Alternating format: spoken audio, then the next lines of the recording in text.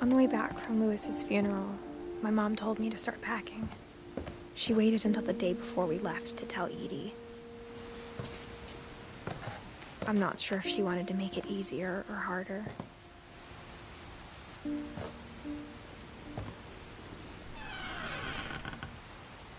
I wish we'd stayed.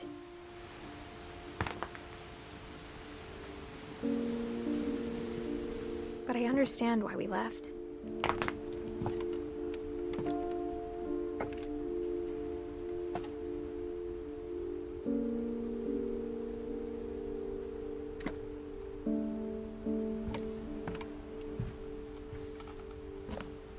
My mom ended up leaving everything behind.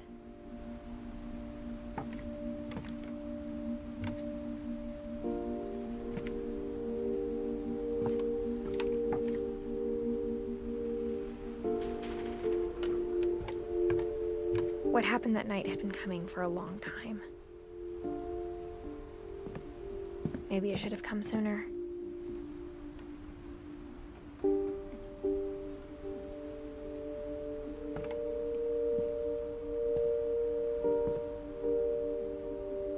But it had to end one way or another. All that's left now is to tell you about that last night.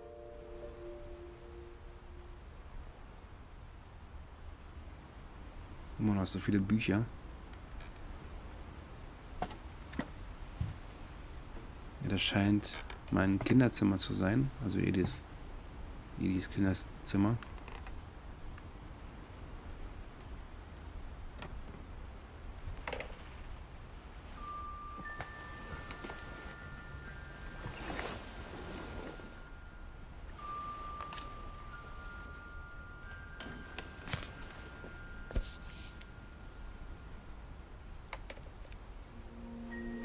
That whole last day, Edie just watched us pack and didn't say a word. Until supper, when she raised her glass and said, "To our final night together, and all our final nights apart." Grandma, you know what I said about alcohol. Some of your medications are very Edith, specific. I left a present for you in the hallway. Why don't you go open it? The grown-ups have to argue now. I'm sorry, you're right. We're all leaving tomorrow. Let's just enjoy our last... I'm not leaving. Edith, you're excused.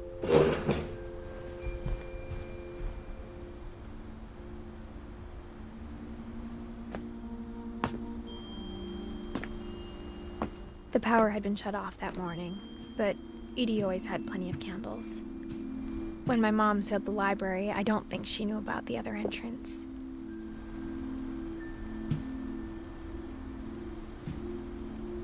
Or that Edie had a key to it.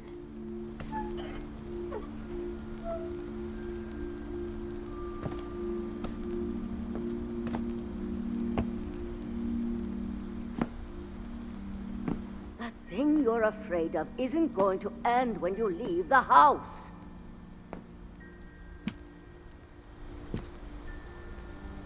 Edith has a right to know these stories. My children are dead because of your stories. I think it's best if Edith and I leave tonight.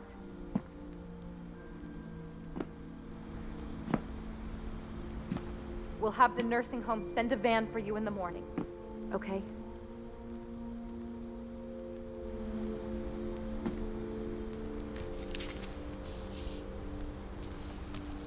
Dear Edith, there's so many stories I wish I could tell you, but there's only time for one. This is about what happened on the night you were born. That night, the tide went way, way out.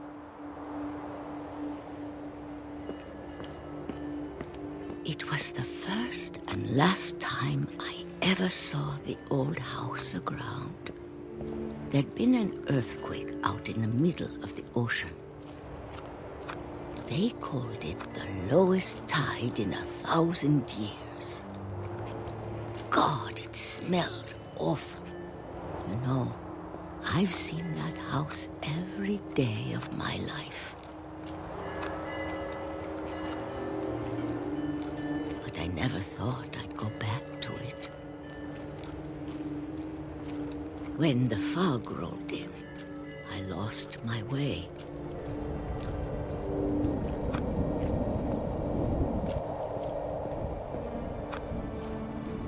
I got turned around.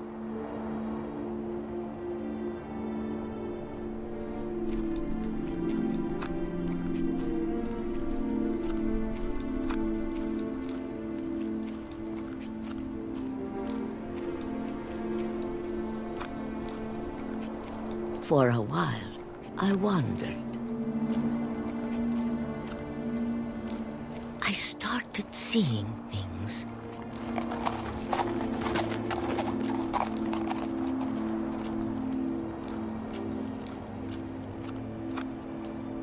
Things I'd forgotten had ever existed.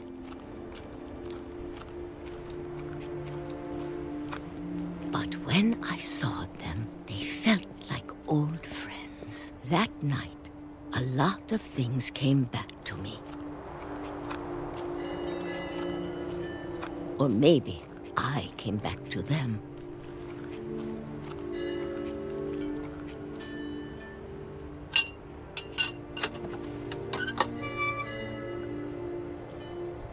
Things I can't explain, but that I need you to try and... Edith, what are you doing in here? It's mine! Edith! Mom, you're gonna rip it! Let go! I kicked and screamed, but Mom dragged me to the car.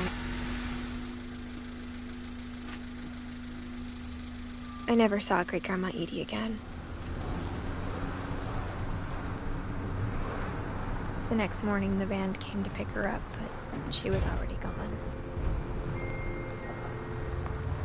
After that, we moved around a lot.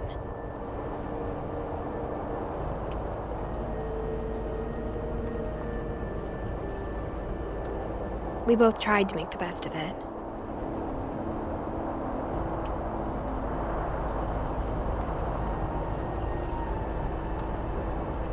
A few years went by.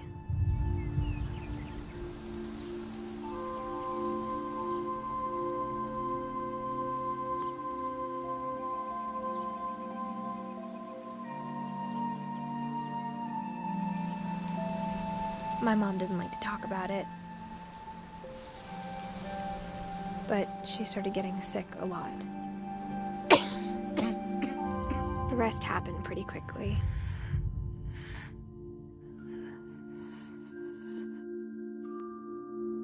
She got better for a while,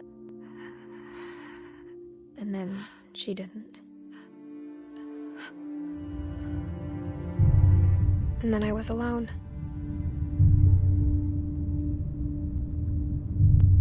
The last Finch left alive.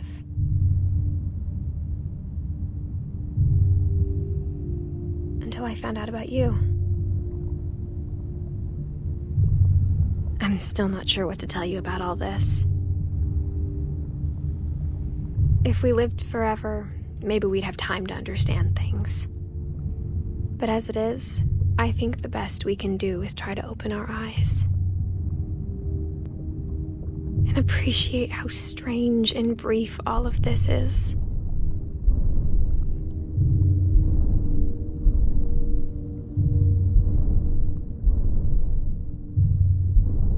This journal was supposed to be for you. But now I hope you'll never see it. I just want to meet you and tell you all these stories myself. But I guess if you're reading this now, things didn't work out that way.